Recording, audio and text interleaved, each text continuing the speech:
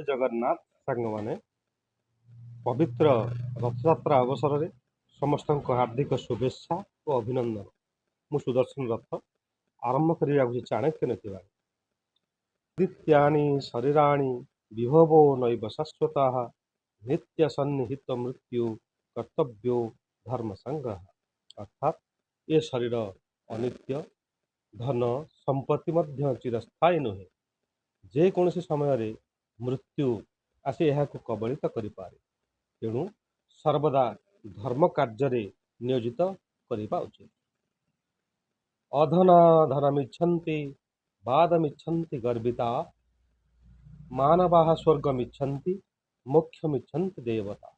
अर्थात धनहीन बा दरिद्र लोक सर्वदा धन कामना करती, किंतु जे गर्वी और अहंकारी से माने सदा सर्वदा विवाद को इच्छा करता। मानव माने स्वर्ग और देवता माने सदा सर्वदा निजर मोक्ष प्राप्ति निमित्त लक्ष्य रखि था। अर्थनाशम मनस्तापम गृहे दुश्चरिता च वंचनम ताप चापमान च मतिमान न प्रकाशयेत। अर्थात विज्ञ लोके केबे हेले आपणार अर्थहानि, मनर दुख, गृह छिद्र, प्रतारणा और अपमान कथा काहारी आगे प्रकाश करते नहीं।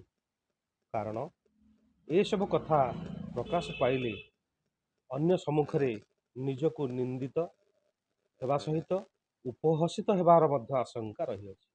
तेणु ये सब क्षेत्र में नीरवता ही उचित मार्ग अटे। धन्यवाद।